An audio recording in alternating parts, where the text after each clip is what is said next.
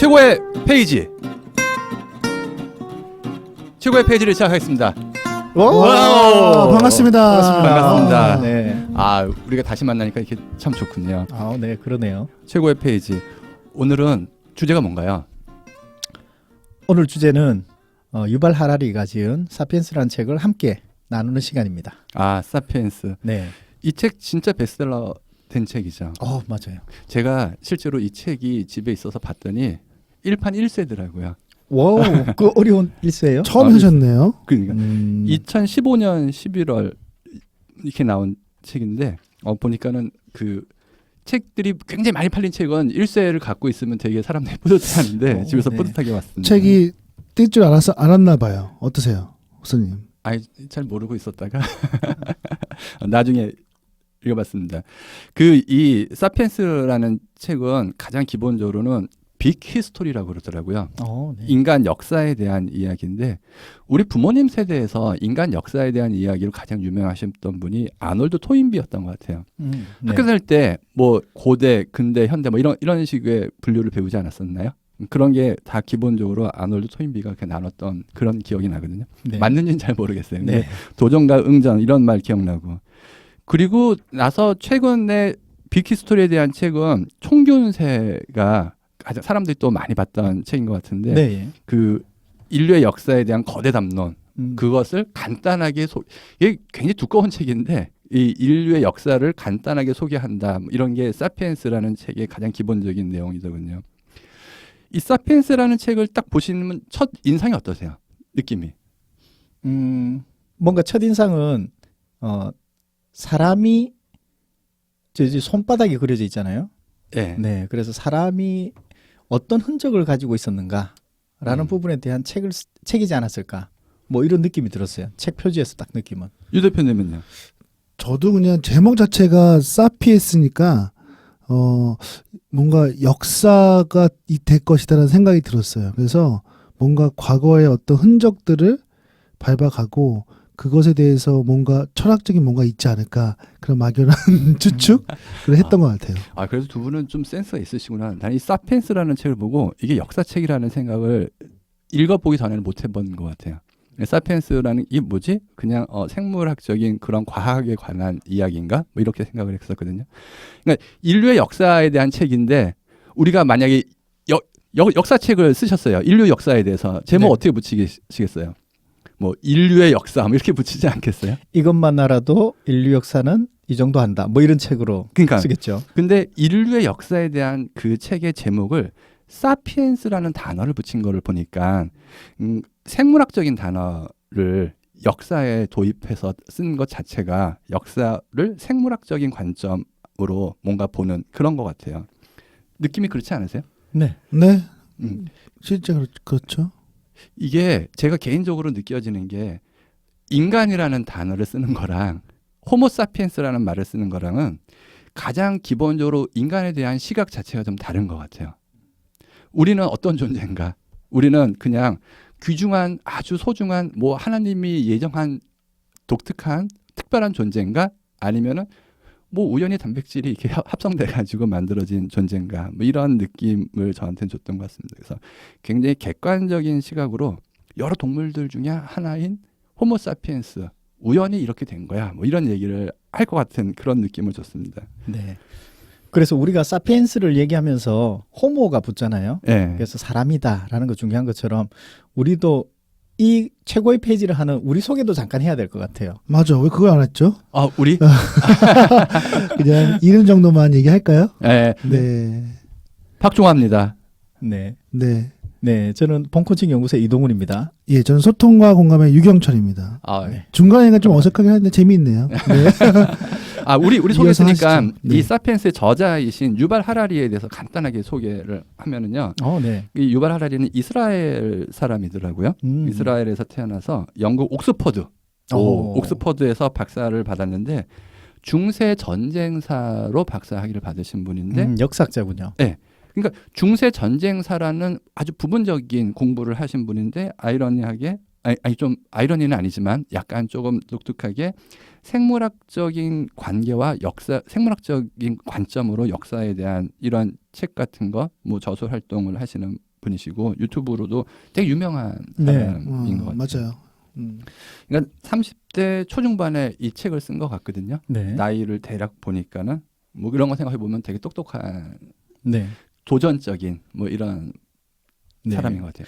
그러니까 어떻게 보면 생물학과 역사라는 두 가지 시선 사이를 오가면서 그 공간에 있는 얘기를 쓴 것 같은 그것이 아마 사피엔스가 아닐까. 역사를 생물학적으로 봤다. 네. 근데 저는 사피엔스 그 유발 하라리라는 이 저자에 대해서는 또 느낌이 좀 있으세요? 가끔 한 번씩 보셨어요? 되게 유명하니까 테드나 뭐 이런 데서 강의하는 것도 좀 있고 그렇던데. TV를 통해서 봤어요. TV에서. 어쩌다 어른에 나오셨더라고요. 맞아요, 맞아요. 나왔어요. 네. 그래서 첫 느낌은 뭐냐면 굉장히 신경질적이시겠다. 왜냐하면 살이 안 찌셨어요. 그래서 이제 그런 분들 있잖아요. 굉장히 좀 예민하신 분들. 이런 느낌을 처음에 딱 받았어요. 근데 그분이 또 풀어내는 또 이런 내용들이 보니까 사람들이 참 설득력이 있다. 왜 그렇게 생각하는지. 이 사람은 그냥 뒷담화다. 뭐 이런 식으로 얘기했지만 사실은 그것이 또 우리 오늘날 인류를 만들었다는 얘기가 굉장히 설득력이 있더라. 그런 것이 있었어요. 저는 보니까 이분이 이스라엘 사람이잖아요. 네. 그래서 약간 종교적인 것도 많이 갖고 있지 않을까라는 유대인이니까 네. 그런 생각이 좀 들고 그래서 지금 예루살렘의 히브리 대학교 역사학과 교수거든요. 그래서 그런 것들이 역사와 어떤 종교와 이런 철학이 다 이렇게 영향을 받아서 어쩌면 이런 좀 독특한 책을 쓰지 않았나라는 생각이 들기도 해요. 저는 사실은 그 지점에서 질문이 됐어요. 이분은 종교적인 사람이 아닌 것 같아요. 그런 것 그냥 같아요. 딱 보면 무신론자라 그러나요? 뭐 신을 믿지 않는 네. 그런 사람인 것 같은데 우리가 유태인이라 그러면 이스라엘에서 태어났으니까 이 사람 유태인인가? 근데 신을 안 믿으니까 유태인이 아닌가? 뭐 이런 질문이 저 사실 돼가지고 누구한테 맞아. 물어보고 싶더라고요. 그렇겠네요. 그리고 이 사람을 이야기하는 걸 보면은 말씀하신 것처럼 굉장히 논리적이라고 말씀하셨는데 그런 부분도 분명히 있는데 한편으로는 저는 선동과 같은 느낌을 많이 받았어요. 선동가. 뭐 스티브 잡스가 생각났어요. 솔직히 스티브 잡스처럼 네. 선동가. 우리가 얘기할 때는 중간 단계가 맞으면 사람들이 거기 빠져들거든요. 네. 인간이 직립보행을 하게 되고 직립보행을 하게 되니까 이게 여러 가지 몸의 구조가 좀 바뀌고 손도 자연스럽게 쓸 수 있었는데 한편으로는 여자 같은 경우는 이렇게 아기를 낳는 산도가 좁아져 가지고 머리는 커지었는데 산도가 좁아졌으니까 미숙아를 낳기 시작했다. 직립보행하면서. 네, 직립보행하면서 미숙아를 낳기 시작했고 이 미숙아를 낳았으니까는 이거 키우고 보호해줘야 되는데 네. 키우고 보호하기 위해서는 여러 사람들이 협력해가지고 공동체를 이루는 강력한 힘이 됐고 그 미숙아로 태어난 인간이 오히려 협력하게 되면서 힘을 합쳐가지고 여러 종을 맞서 싸울 수 있는 더 강력한 힘을 갖게 됐다. 네. 뭐 이런 얘기를 들어보면은 A에서 B가 가고 B에서 C가 가니까 단계 잘 넘어가잖아요. 네. 그런 걸 딱 보면은 굉장히 논리적인데 뭐 이렇게 빠져들어가기가 쉬운데 한편으로는 왜 직립보행을 시작했어요? 뭔가 출발점에 대한 그 강력한 이야기 같은 게 다 뭐 우연히 그렇게 됐어요. 뭐 이런 식으로 얘기할 수밖에 없는 것 같아가지고 네. 기본적으로는 사람들을 굉장히 선동하는데 능숙한 사람일 수 있겠구나 이런 생각이 들더라고요. 그러니까 그게 우리가 모르는 어떤 무지의 영역이 있어요. 예를 들어서 이거죠. 우리는 씨앗을 심으면 싹이 나는 것은 알고 있지만 씨앗 안에 그 싹이 나는 어떤 요소가 있었냐라는 것은 사실은 과학적으로 증명하지 못했어요. 그렇지만 우리가 씨앗을 가지고 그냥 뿌리면 싹이 나는구나. 그러니까 거기서 그냥 이제 합의된 근데 그 보이지 않는 그 사각지대가 있다는 거죠. 여기도 아마 그런 사각지대에 대해서 궁금해하셨던 것 같아요. 뭐 그런 것 같아요. 그러니까 아무튼 가장 기본적으로는 이 여러 가지 이야기를 하고 설득력 있게 얘기하는데 그래서 어떤 결론이 나오는 게 그걸 과연 내가 맞다고 받아들여야 되나? 뭐 어떤 선동가한테 지금 속고 있는 건 아닌가? 이런 생각 같은 거를 은연중에 계속 하게 하더라고요. 네. 자, 우리가 이야기를 시작하기 전에 그냥 약간 흥미롭게 사피엔스는 네모다. 빈칸 채우기 한번 하고 지나가 볼까요? 네. 사피엔스는 네모다. 어떤 단어 넣으실래요? 문장, 단어. 저는 사피엔스는 상상력이다. 상상력이다. 네. 이 책의 내용이군요. 네. 상상력이고 허구다. 이런 느낌을 받았어요. 사피엔스는 우리가 영화를 보면 사실은 필름에서 나오는 그 앞에 그 스크린을 통해서 우리가 영화를 보잖아요. 그러니까 막상 직접적으로 보는 건 아닌 것처럼 우리 각막도 그렇잖아요. 각막을 통해서 외부의 그 정보를 받아들이지만 이것도 뒤집혀 있잖아요. 그 뒤집혀 있지만 우리는 뒤집힌지를 모르잖아요. 이런 부분처럼 우리는 그런 각막을 통해서 우리가 인지하는 부분처럼 우리도 모든 세계가 사실은 허구일 수 있는데 그 허구를 받아들이고 그 받아들이는 것을 어떻게 가공하느냐에 따라서 전혀 다른 결과를 만들어내는구나. 그래서 이제 저는 사피엔스는 상상력이자 허구이다라고 얘기하고 싶어요. 우리 그런 허구의 존재인가요? 우리는 보고 있지만 저거는 각막에 맺힌 어떤 상에 의해서 지금 보여지는 모습이지 저 모습은 아니라는 거죠. 진짜의 모습이 아니라는 그렇죠. 건가요? 그러니까 네. 뭐 플라톤의 이야기도 생각나기도 하고 동굴의 그 그림자. 또 한편으로는 우리가 어떤 컴퓨터 시뮬레이션의 뭔가 주인공일 뿐이다. 뭐 이런 거잖아요, 그렇죠? 네. 앨런 머스크가 그렇지 않을 확률이 거의 없다. 막 이렇게 얘기하는 것처럼. 네. 그렇군요. 유 대표는요? 네, 저는 그냥 심플하게 사피엔스는 말이다. 말? 언어. 언어다. 전체적으로 흐름을 보면 기본적으로 인간이 정말 이렇게 최종적으로 살아남게 된 이유가 언어인 것 같아요. 그래서 언어를 그것이 처음에는 스킨십이든 아니면 부호든 표정이든 이런 비언어적인 것도 포함해서 결과적으로 말을 만들어내고 글자를 만들어내서 그것을 통해서 전체적으로 지배를 한 것이 아닌가. 그렇기 때문에 결국은 그것이 지금 이 순간까지 온 어떤 원동력이 되지 않았나. 그래서 그냥 그걸 포괄적으로 언어다. 이렇게 생각이 들었어요. 사피엔스 네. 언어다. 저는 사피엔스는 되게 두꺼운 책이다. 심플한데. 근데 이게 사실 농담처럼 얘기했는데 사실은 두꺼워. 이게 어떤 내용이한 제가 어떤 의도를 갖고 있었냐면은 이 두꺼운 책이어서 앞에 읽다가 뒤에 읽으면 앞에 읽는 거 까먹어요. 네. 이 두꺼운 책은 방대한 내용을 갖고 있어서 복잡해. 그리고 잘 모르겠어. 네. 그러니까 사피엔스는 잘 모르는 존재인 것 같아요. 사람들은 부분적으로 이렇다 저렇다 이야기를 많이 하는데 네. 잘 모르겠어요. 진짜로. 자, 우리 본 이야기로 들어가 보시죠. 사피엔스의 최고의 페이지를 한번 돌아가시면서 소개하겠습니다. 먼저 이동훈 코치께서 한번 해주시겠습니까? 사피엔스의 최고의 페이지는 몇 페이지입니까? 사실 사피엔스 최고의 페이지는 숫자는 49예요. 49페이지고요. 여기에 보면 제가 이 꽂혔던 단어가 상상력과 허구인 것 같아요. 그래서 아까 사피엔스는 허구다라고 했는데 자, 그 본문을 잠깐 한번 들려드리도록 하겠습니다. 허구 덕분에 우리는 단순한 상상을 넘어서 집단적으로 상상할 수 있게 되었다. 우리는 성경의 창세기, 호주 원주민의 드림타임, 신화, 현대 국가의 민족주의 신화와 같은 공통의 신화들을 짜낼 수 있다. 그런 신화들 덕분에 사피엔스는 많은 숫자가 모여 유연하게 협력하는 유례없는 능력을 가질 수 있었다. 저는 이걸 보면서 지금 오늘날 많은 기업들 있잖아요. 많은 기업들이나 그리고 이제 그 성공하는 사람들 7가지 습관 이런 부분에서 본다면 우리가 어떻게 해야지 성공을 하는가라는 부분들이 어떤 행동 지침이 아니라 머릿속에 어떤 구조를 만들어내야 되는가. 그리고 이제 그 기업은 그 사람들로 하여금 구성원들로 하여금 그 머릿속에 어떤 것을 심어줘야 될 것인가라는 관점에서 사실은 허구를 만들어냈지만 그것을 가지고 사람들은 그 허구에 대해서 내 것으로 만들어내는 내 생각의 구조로 만들어내는 그런 능력이 있었다라는 거죠. 그래서 오늘날의 대부분 기업은 이 허구에 의해서 살아가는 거고 기업이 발전하는 거고 그래서 기업을 하게 되면 반드시 세우는 게 비전을 세우잖아요. 비전. 네, 비전은 이제 영어 단어로 보는 것, 보이는 것이거든요. 눈으로 봐야지 비전인데 아무도 보지 않았어요.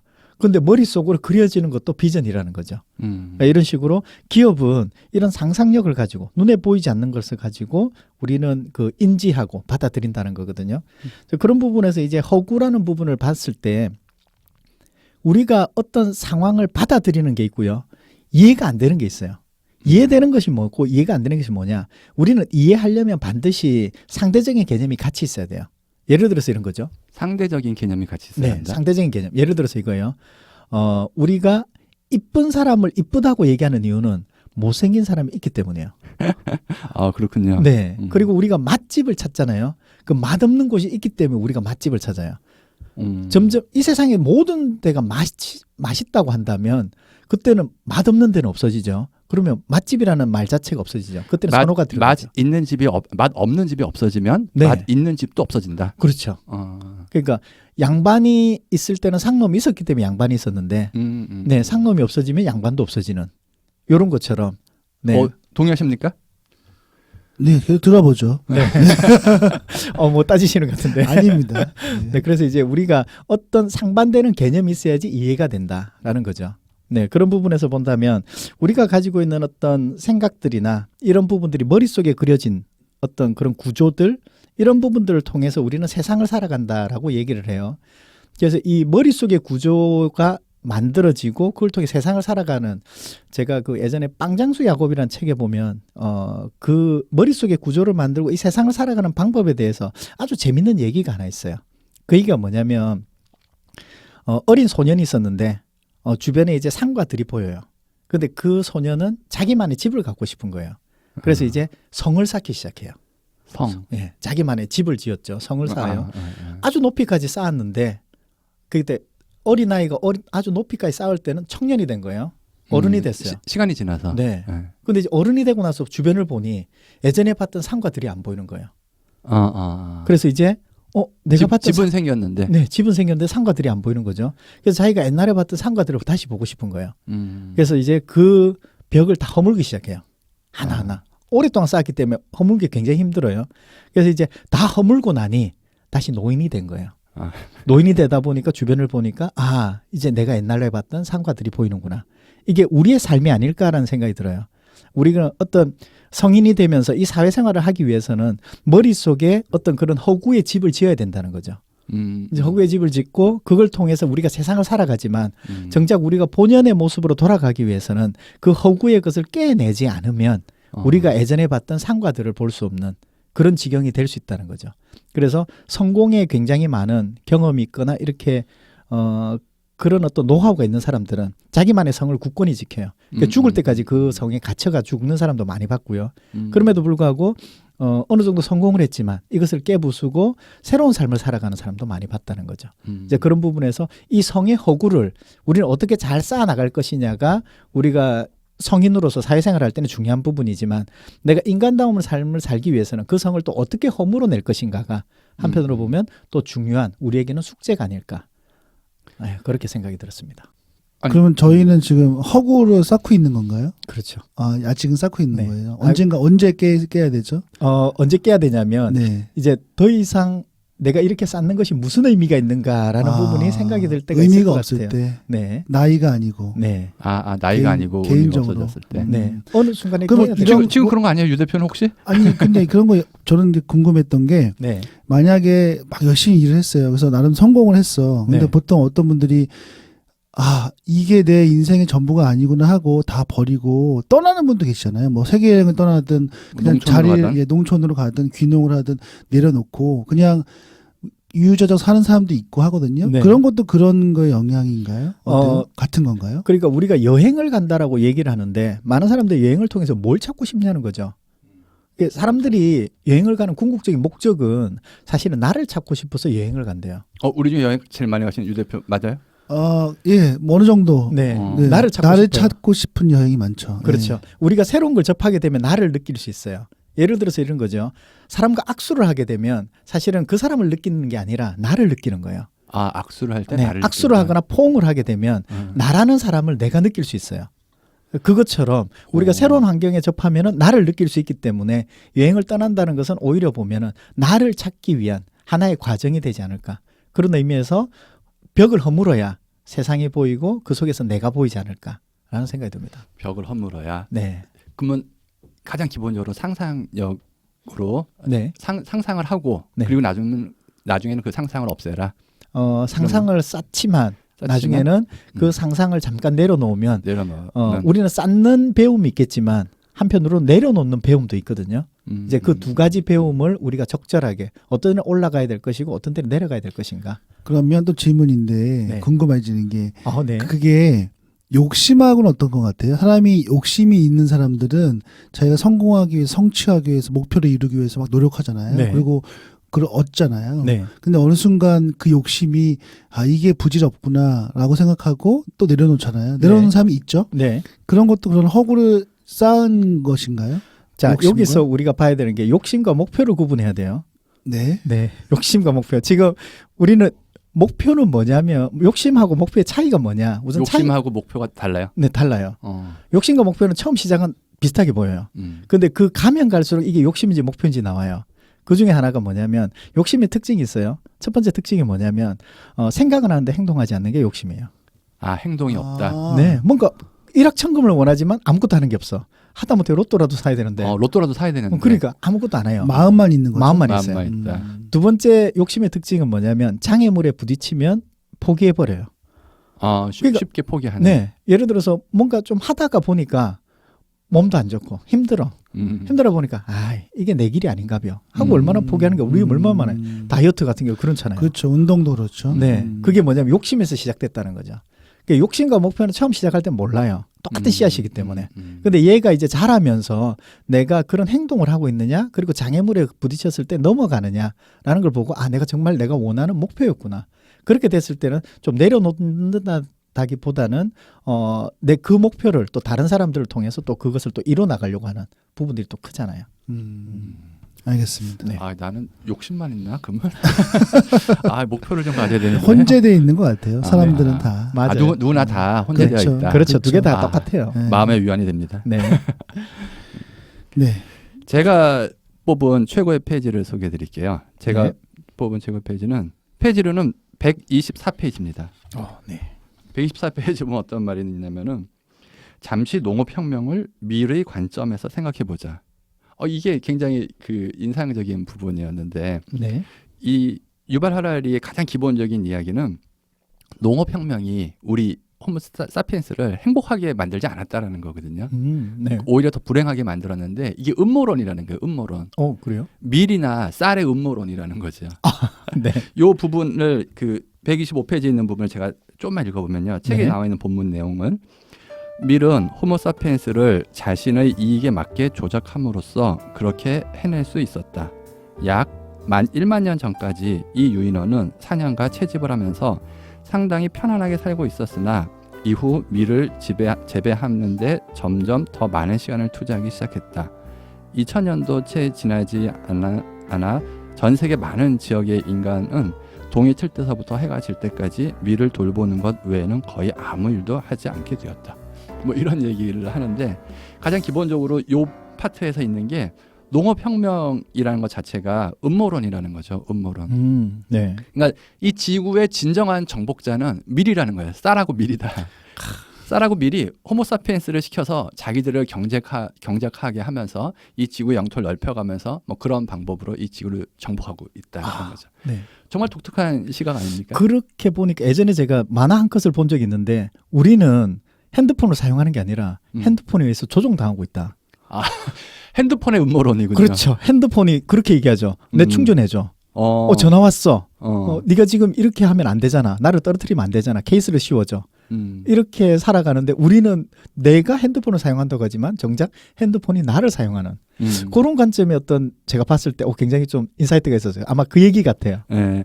근데 그 유발 하라리의 그 주장 같은 게 굉장히 사람들한테 독특한 면이 있다 그러면은 이런 부분, 이 부분도 굉장히 독특한 부분 중에 하나인 것 같은데 그 농업혁명이 음모론이었다라고 얘기를 하는 것을 네. 다시 한번 생각해 보면 개체수가 늘어나는 거가 어쩌면 뭔가 진화하고 뭔가 이 지구를 정복하는 거는 누군가 뭐 개체수를 늘린 거다 이런 얘기인데 뭐 그렇게 생각해 보면요 동물의 왕자가 누구예요? 동물의 왕자 사자? 호랑이? 사자랑 호랑이는 3만 마리 한 4만 마리 살아요. 그리고 돼지나 소 같은 것을 생각해 보시면요 100억 마리 산대요. 150억 마리. 그러니까 네. 이게 아마 이런 페르미 추정이라 그러죠. 그런 걸로 추정할 수 있어요. 그러니까 컨설팅 회사 같은 데서 직원들 뽑을 때 지구상에 소가 몇 마리쯤 있을 것 같아요. 이런 질문도 할 수 있을 것 같아요. 네. 내가 소의 평균 수명하고 사람들이 소를 1인당 몇 마리 정도 먹는가 뭐 이런 걸로 계산해 보면 그게 나올 수 있을 것 같은데 닭은 500억 마리 있다고 그러더라고요. 지금 지구에? 네, 지구에 500억? 그렇죠. 우리 인간이 한 인간보다 더 많은데? 70억 정도 있다 그러잖아요. 네. 닭이 인간보다 많은 이유는 닭 먹잖아요.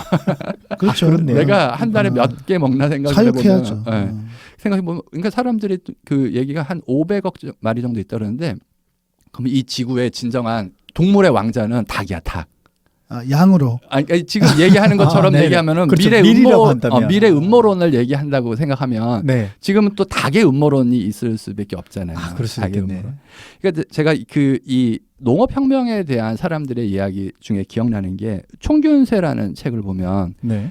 그 12,000~13,000년 정도 전에 빙하기가 끝나고 사람들이 뭔가 이렇게 농사를 짓는다든지 뭐 가축을 만든다든지, 그러니까 야생 동물을 가축으로 만들잖아요. 네. 그런 거에 가장 적합한 지역이 메소포타미아 요런 지역이었는데 네. 그런 지역에서 모든 동물들을 다 가축을 만들 수는 없잖아요. 네. 뭐 야생 동물은 일단 안 될 거고, 호랑이는 안 뭐 되죠. 어떻고 저거 막 따져보면은 몇 마리 안 남는데 네. 우연히 그 지역에 그게 잘 많았다는 거죠. 아, 네. 그리고 밀하고 쌀 이런 거가 실제로 작물하기에 아주 좋았던 그러한 시간적인 또는 공간적인 우연한 걸로 힘을 얻게 된 그 지역의 문명의 사람들이 이 잉여 생산을 하게 되고 네. 그런 걸로 문명을 만들고 뭐 그 지금까지 연결고리를 계속 가지면서 뭔가 이렇게 되었다 이런 네. 거거든요. 네. 총균세에서 어쩌면 진짜로 강력한 건 균을 얘기하는 것 같아요. 균. 세균으로 이렇게 사람들이 뭔가 정복했다라는 거거든요. 그러니까 대표적인 예가 콜럼버스가 아메리카에 가가지고 인디언들이 그 당시에 2천만 명 이상 살고 있었는데 네. 콜럼버스가 가서 얼마 있다가 90%가 죽었다는 거거든요. 오. 뭐 전쟁을 해서 싸워서 총칼로 이겨서 죽인 게 아니라 네. 균으로 그 사람들을 죽게 만들었는데 예. 콜레라 같은 거가 창궐하면서 죽었다는 거죠. 네. 그러니까 그 어떤 거 보니까 그렇게 얘기하더라고요. 콜레라 환자가 쓰던 담요를 네. 유럽 사람들은 뭐 패스트도 경험해봤고 이 균이라는 것에 개념이 있어가지고 네. 이게 균 이런 걸 알고 있었는데 패스트 환자가 쓰던 콜레라 환자가 쓰던 담요를 인전 부족한테 가서 선물해 준 거야. 아주 네. 좋게. 그러면 그걸 쓴 사람들은 쫙 죽고 뭐 이런 네. 식으로 정복했다 이런 거거든요. 네. 근데 그렇게 생각해 보면은 사람들이 모여 사는 데에는 전염병이 있잖아요. 네. 세균들이 또 세균의 음모론을 얘기하면은 네. 수렵 채집인들처럼 소수로 다니고 그러면은 전염이 안 되니까 네. 세균들이 뭔가 힘을 갖기 위해서 호모사피엔스들을 모여 살게 만들었고, 무리를 지어야 되죠. 그렇죠. 가축들을 이렇게 모여서 아. 살게 만들었고 그 많은 무리 중에서 자기들이 번식하면서 뭔가 힘을 얻기 위해서 네. 세균의 음모론까지도 생각할 수 뭐 이렇게 얘기하는 사람 못 봤는데 아무튼 그런 것도 생각할 수 있는 거고. 사피엔스의 개념이 맞네요. 그러니까요. 네. 생각해 보면은 그 미래 음모론을 얘기할 거면은 치킨의 음모론도 얘기해야 되고 뭐 그러네요. 균의 음모론도 얘기해야 될 것 같고. 그러니까는 처음에 딱 들었을 때는 굉장히 신선한 아이디어인데 이게 진짜 맞는 말인가 이런 질문을 저한테 계속 하게 됐던 네. 것 같아요. 유발 파카리. 네. 대단하신 것 같아요. 근데 예전에 제가 들었던 것 중에서 그 세균잖아요. 근데 시대마다 결정적일 때 이 세균 때문에 인구가 이렇게 조절이 되었다고 하더라고요. 네. 그래서 유럽도 한번 뭐 흑사병 돌면 그렇지. 쫙 죽고, 그래서 그런 것들이 저는 연계 생각해 보면 그런 음모 때문에 그랬을까요? 아니면 어떤 분들은 종교적으로 그거 이용했다고 얘기도 하기도 하더라고요. 그러니까 사람이 균을 이용했다. 그렇죠. 그게 우리가 일반적으로 생각하는 건데 여기 나오는 음모론으로 거꾸로 농업혁명을 미래 관점으로 생각해 보자. 이런 것처럼 그 인류의 역사를 균의 관점으로 생각해 보자. 그러니까요. 이렇게 얘기를 하기 시작하면 그래도 될 것 같아요. 중심을 네. 어디에 두냐에 따라서 얘기가 전혀 또 다른 그러니까. 방향으로 흘러갈 것 같아요. 네. 그러니까 아까 맨 처음에 말씀드렸던 것처럼 이 유발 하라리를 스티브 잡스처럼 굉장히 선동하는 게 스티브 잡스 닮았어. 그 인상도 좀 그렇죠. 네. 인상도 좀 그런 것 같고 제가 어디서 이렇게 딱 보니까는 이분은 동성애자이신 것 같더라고요. 그래요? 네, 뭐 캐나다인가 거기 가서 합법적으로 결혼도 했다고. 진짜요? 그러니까 그 우리랑 좀 그 가장 기본적인 생각도 좀 다른 그런 게 좀 있어요. 좀 리버럴하신가? 알겠습니다.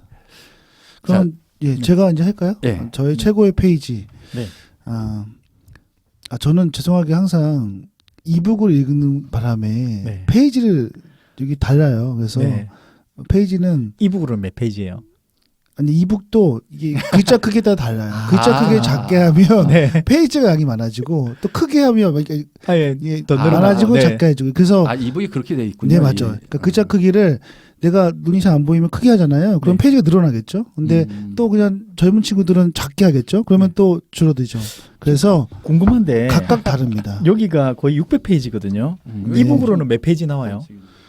전 지금 핸드폰으로 우선 지금 봤어요. 저는 네. 보통 저는 그 노트북도 보고 그다음에 전용 뷰어도 보는데 네. 지금은 이제 요거 때문에 핸드폰으로 띄워놨는데 1940페이지. 우와.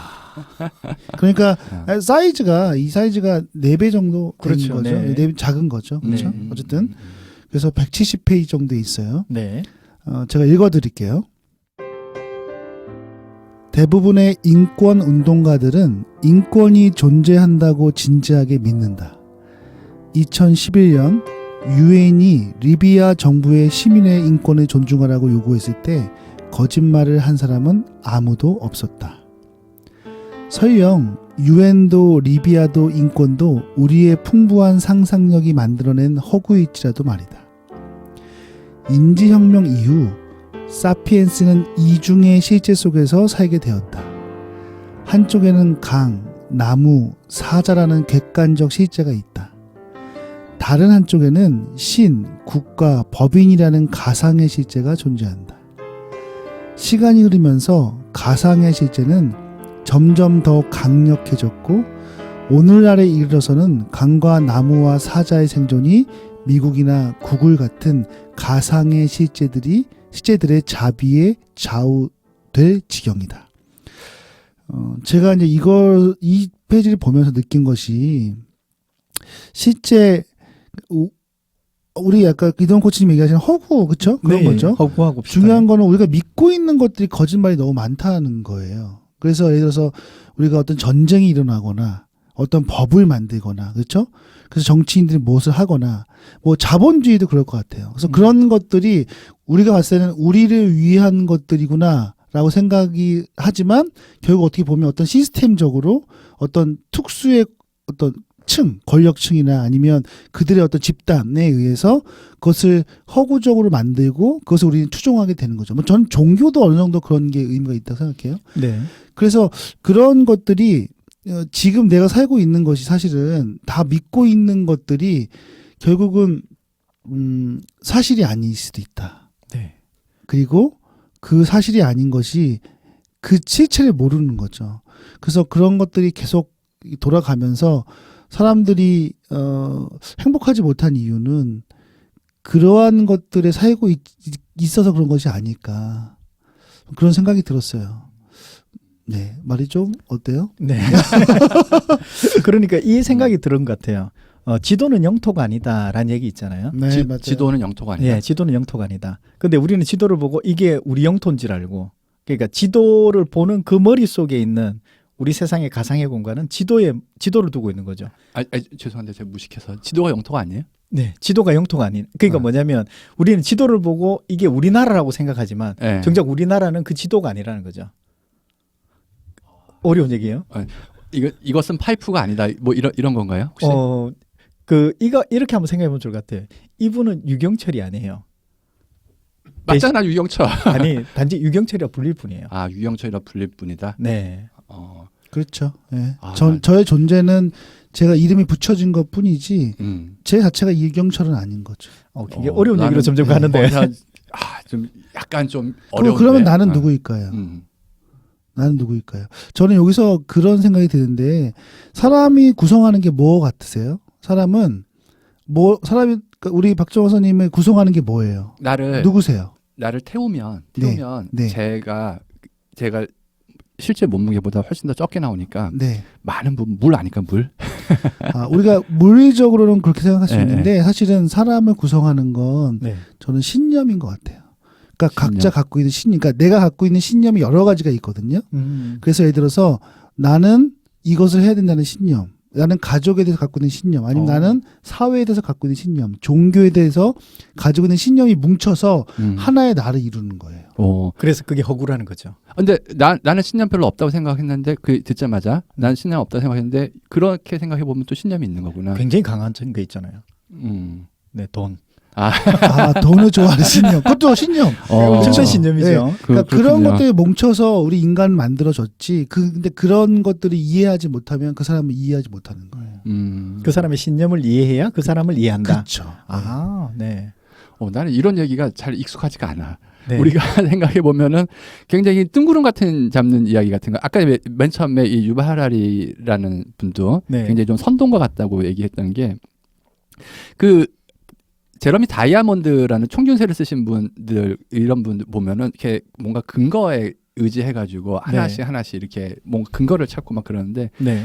그 이 책 같은 경우는 근거라기보다는 뭐 스토리텔링이야. 이래서 이렇게 되고 이런 거다. 뭐 이런 식의 추정이 이런 좀 거. 많은 것 같아요. 네. 그렇죠? 그런 거 생각해 보면은 굉장히 사람들한테 이렇게 뜬구름 잡는 이야기로 오히려 다시 얘기하면은 허구의 이야기를 사람들한테 던져가지고 그 네. 사람들을 또 하나의 허구의 이야기로 뭐 끌어당기는 그런 네. 느낌을 받아요. 믿거나 말거나 믿으면 좋은 거고 아니면 말고. 그러니까 이거 믿어 이거 사람들은 다 믿겠지만 나는 이거 꼭 믿어야 되나 이런 입장을 취하게 되는 그럼 이거 한번 거죠. 여쭤볼게요. 스트레스를 받으면 사람의 수명이 줄어듭니까? 그럴 것 같아요. 네. 네. 스트레스 실체가 뭔데요? 모르겠어요.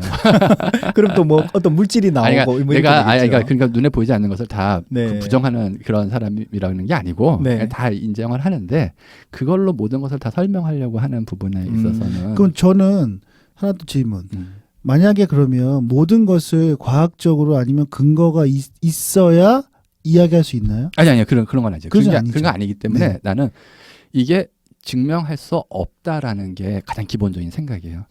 우리는 뭔가를 증명할 수 없다. 네. 증명이 잘 안 된다. 이런 네. 게 가장 기본적인 생각이에요. 근데 아까 말씀하셨듯이 우리도 어떤 생각의 개념 이런 것은 내가 머릿속에 그리느냐에 따라서 받아들일 수 있느냐 머릿속에 못 그리면 못 받아들여요. 그래서 내가 내 머릿속에 그것을 이해할 수 있는 구조가 되어야지만이 그 사람의 얘기가 이해가 되는데 예를 들어서 이런 거죠. 영어로 이 사람이 얘기를 하는데 내가 영어를 받아들일 수 있는 내 구조가 안 돼 있어. 그럼 내가 이해를 못 하는 거죠. 내가 유발 하라리의 네. 이야기를 무조건 거부하는 게 아니라 네.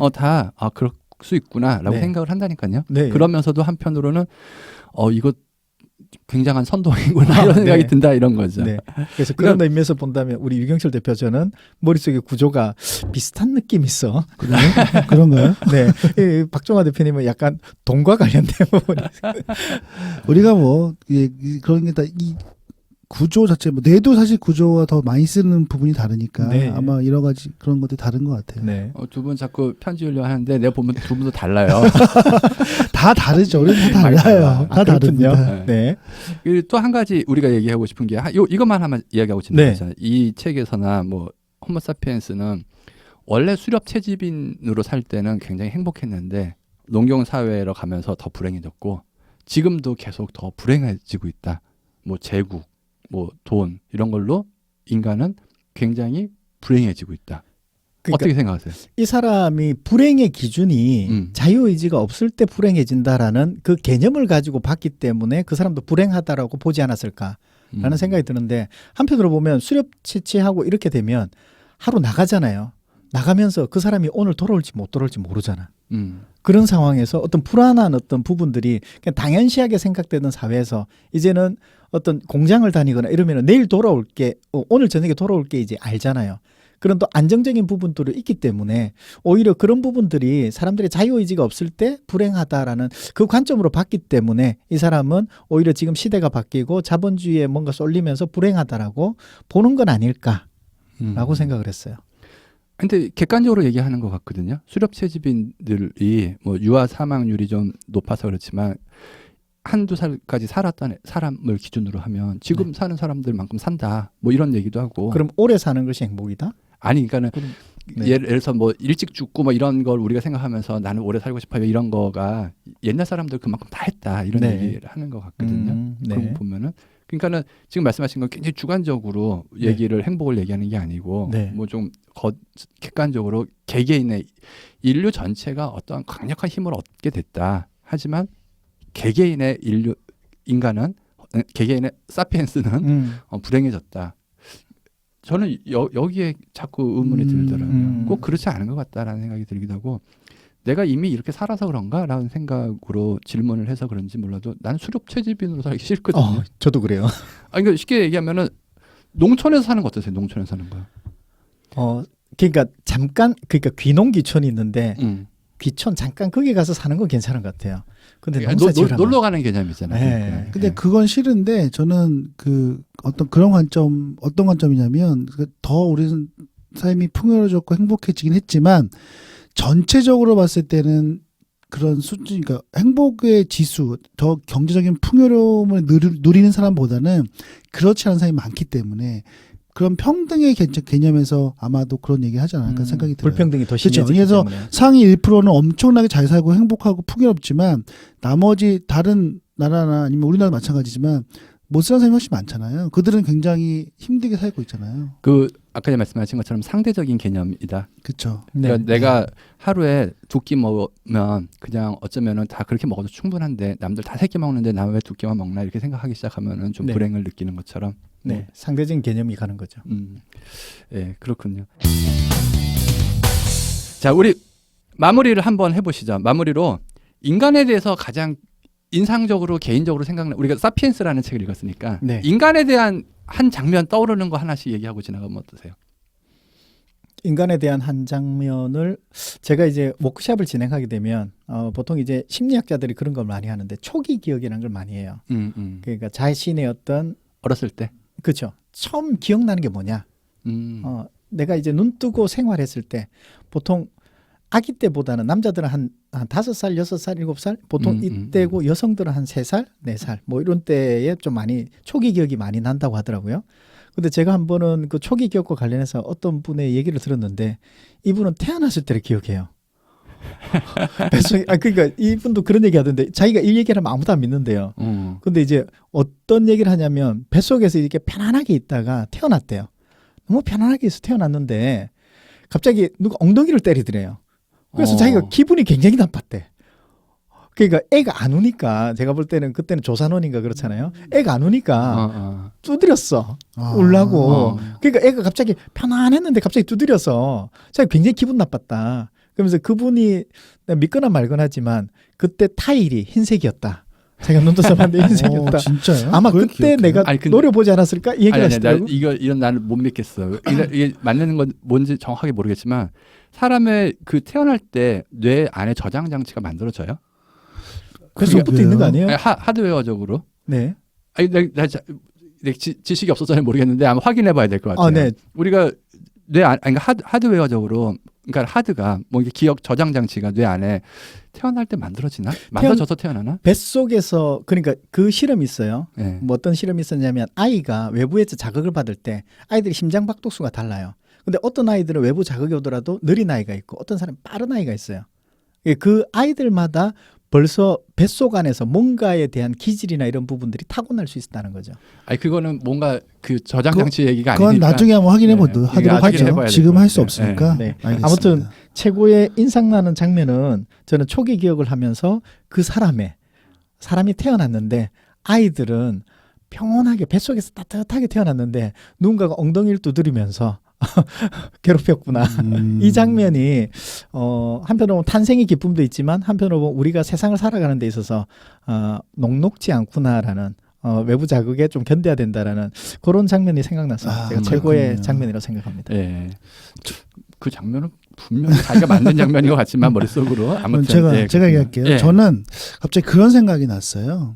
그 예전에 기사에 나섰는데 그 할아버지가 돌아가시는데 할머니가 옆에서 같이 누워서 나는 이 사람과 같이 죽겠다라고 하고 거의 동시에 죽음을 맞이한 임종을 한 그런 케이스가 있었거든요. 저도 옆에 들었는데 그때 그 장면이 갑자기 떠오른 이유가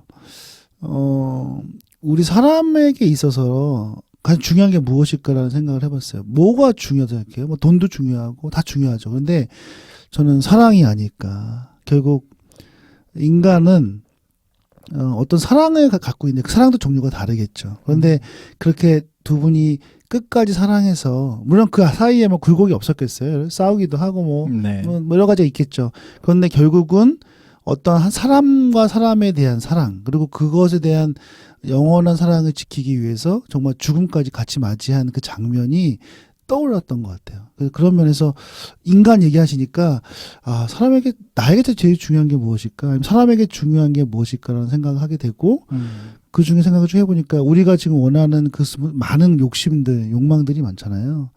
근데 그 중에서도 그것이 없으면 삶의 어떤 희망이나 가치가 뚝 떨어지지 않을까 그런 생각이 갑자기 들었어요. 네.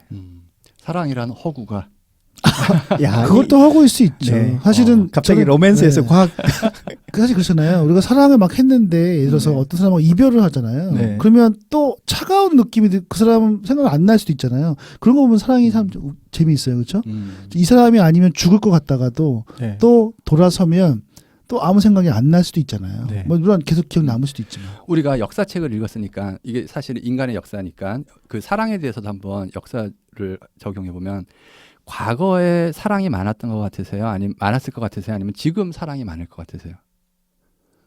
호모사피엔스가 10만 년 전에, 5만 년 전에, 10,000년 전에, 3,000년 전에, 1,000년 전에, 그리고 지금.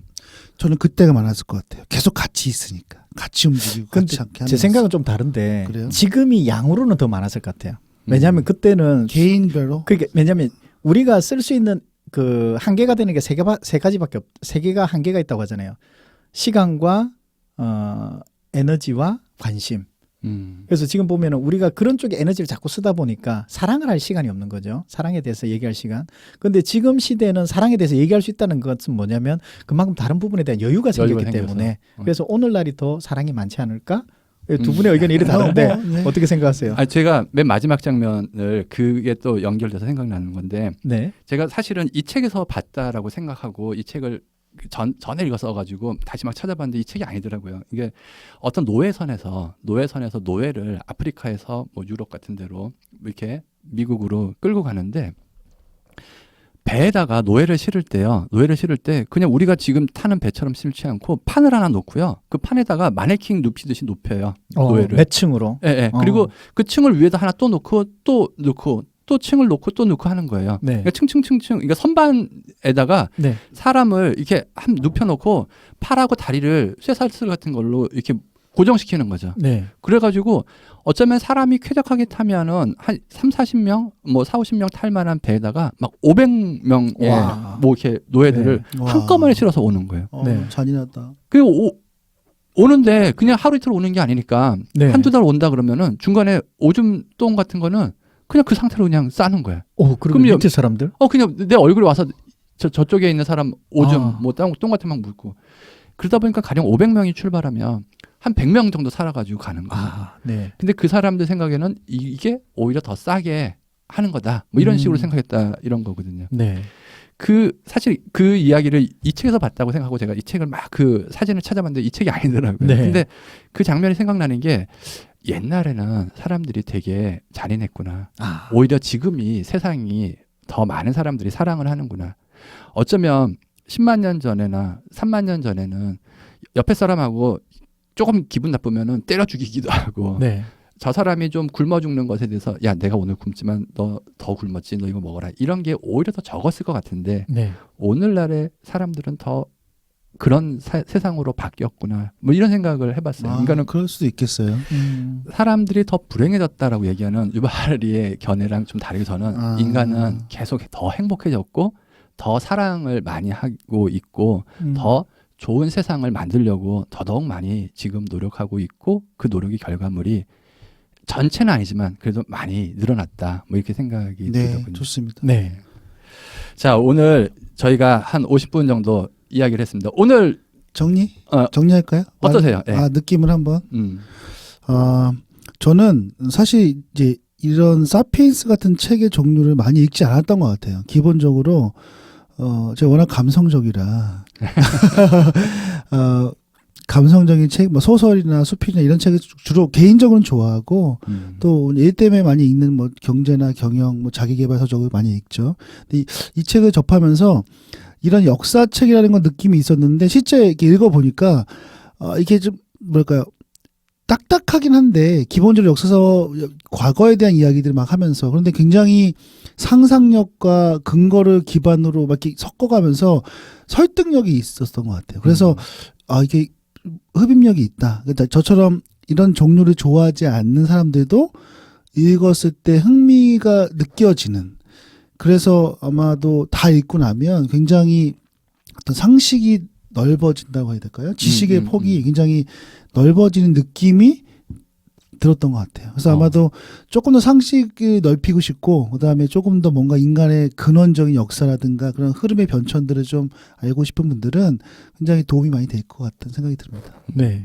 제가 개인적으로 이 사피엔스를 읽고 느꼈던 거는 그러니까 방대한 양을 소개하고 있으니까는 뭐 앞에 읽다 보면은 아니, 뒤에 읽다 보면 앞에 있는 거 잊어버리기도 하고 막 그런데 읽는 순간에는 막 내가 막 똑똑해진 것 같아. 막 이런 생각이 막 들어요. 좀 있으면 다 잊어버리기도 하고 막 그런데 근데 특히나 좀 더 뭐라 그럴까 독특한 시각, 좀 다른 시각을 많이 제시해줬던 그런 책이었던 것 같습니다. 그리고 빅히스토리라는 어쩌면 거대 담론이라고 생각해 보면은 야 우리가 그런 거에 대해서 이야기할 처지가 아니지 않나라고 생각을 하게 되는데 젊은 학자가 그것도 생물학자가 아니고 사학을 했던 사람이 뭐 그런 거에 대해서 생물학적인 근원에 뭐 자료 조사하면서 뭐 이런 걸 쓴 거 보니까는 저한테도 많이 도움이 도전적인 생각을 많이 줬던 것 같아요. 네. 다른 분들한테도 그런 느낌이 있으셨을 것 같습니다. 네. 저는 이 책을 보기 전에 참 궁금했던 게 있어요. 뭐냐면 우리 문화가 왜 생겼을까? 뭐 이런 거 있잖아요. 왜 우리는 이렇게 돈을 벌어야 될까? 뭐 이런 부분에 대해서도 근원적인 부분에 대해서 한 번씩 스쳐가는 궁금증이 있었거든요. 근데 이 사피엔스가 그런 부분에 대해서 이렇게 제 그 긁고 싶었던 가려웠던 부분을 긁어주는 것 같은. 그래서 왜 문화가 생겼고 왜 그런 부분에서 우리가 이런 행동을 할 수밖에 없는가라는 부분에 대해서 좀 전반적으로 좀 이해할 수 있는 그런 책이었던 것 같아서 저한테는 좀 의미가 있었던 것 같습니다. 아주 좋은 시간이었던 것 같습니다. 네. 그렇습니까? 네, 그럼요. 두 번째 시간이었는데 네. 또 더 깊어진 내용으로 좋았던 것 같아요. 네, 왠지 박종화 대표님만 이렇게 약간 왕따 시키는 이런 느낌이지만 아닙니다, 그거. 사랑합니다. 좋아해요. 사랑해요. 네, 사랑해요. 네. 그러니까 사랑이 우리가 커졌다니까요.